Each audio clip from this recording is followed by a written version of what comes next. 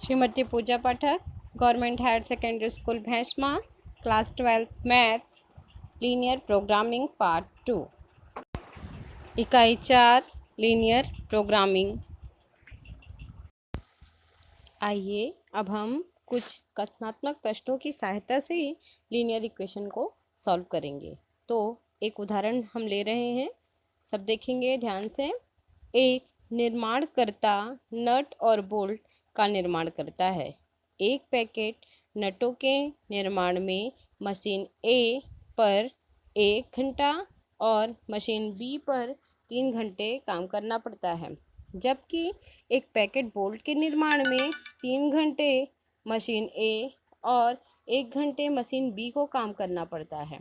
वह नटों से 17 रुपये 50 पैसे प्रति पैकेट और बोल्टों पर 7 रुपये प्रति पैकेट लाभ कमाता है।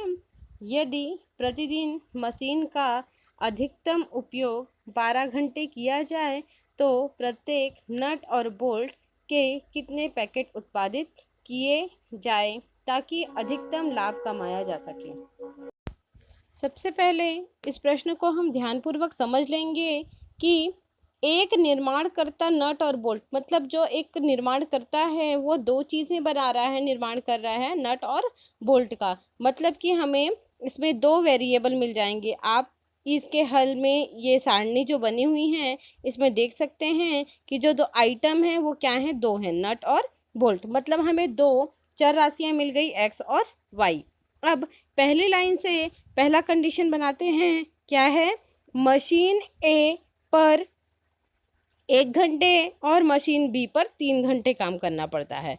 तो पहले एक्स के लिए क्या बोला है, अगर कोई नट के बारे में बात करते हैं तो नटों के निर्माण में क्या लग रहा है, मशीन ए को 1 घंटा और मशीन बी को 3 घंटे लग रहे हैं, ठीक है।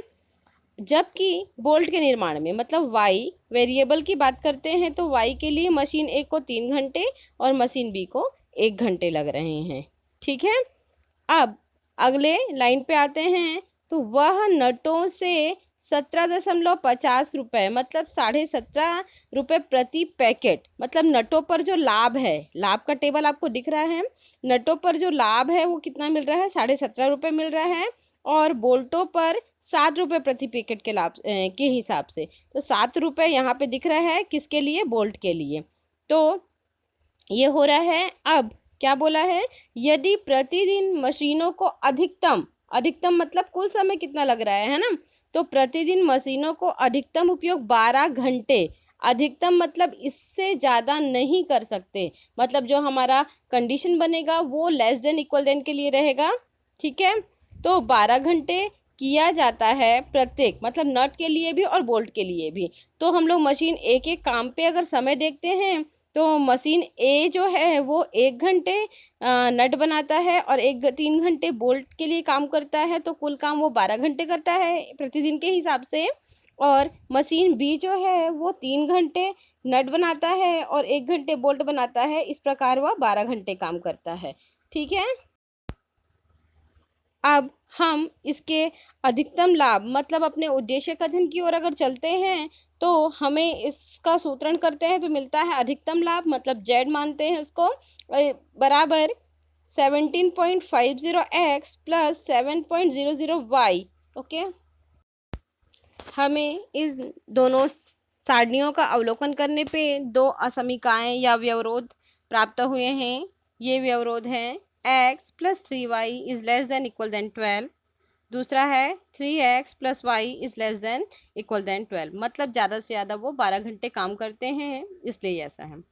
और x is greater than equal than 0, y is greater than equal than 0, मतलब कम से कम थोड़ा काम करेंगे, नहीं भी करेंगे तो उसका मान 0 के बराबर होगा।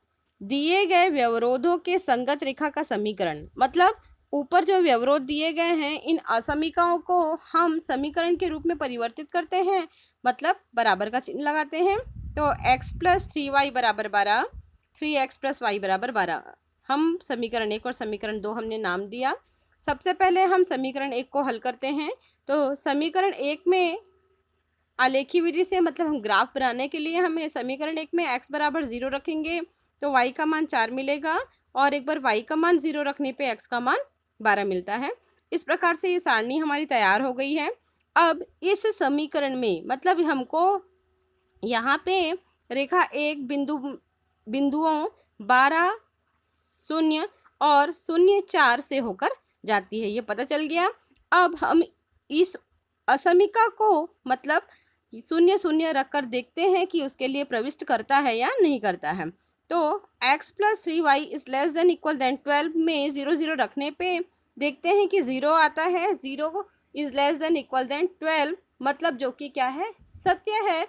अर्थात हमको यह पता चला कि 0, 0 को यह असमीका अंतर्विष्ट करता है। अब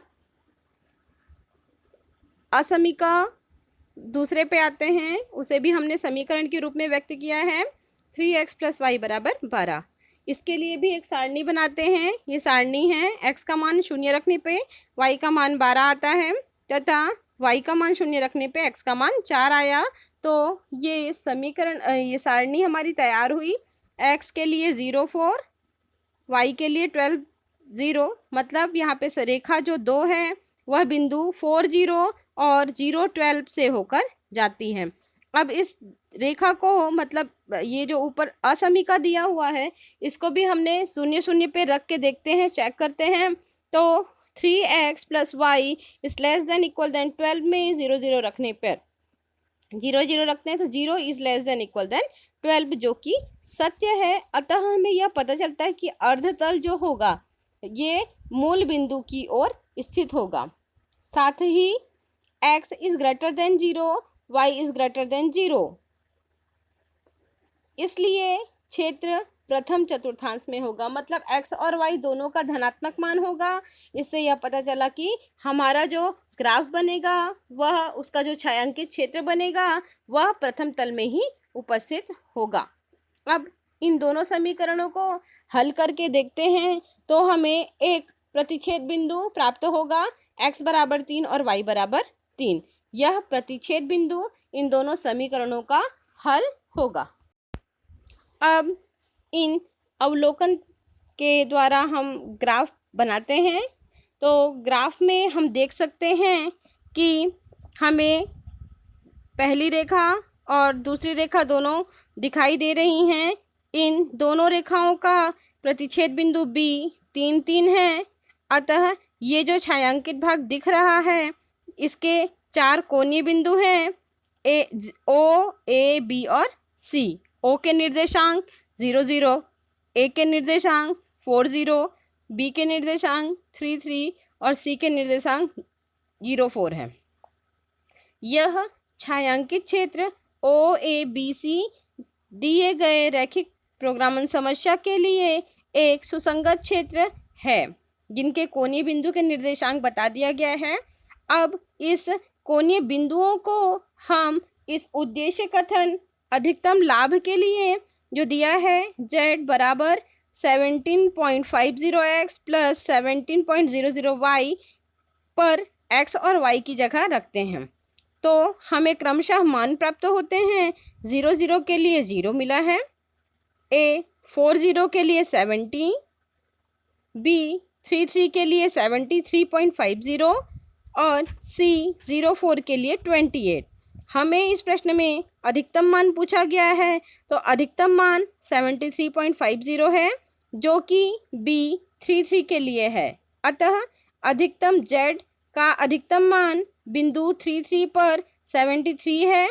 मतलब हम बोल सकते हैं कि अधिकतम लाभ 73 रुपये 50 पैसे होगा जब 3 पैकेट नट और 3 पैकेट बोल्ट का उत्पादन किया जाए। धन्यवाद।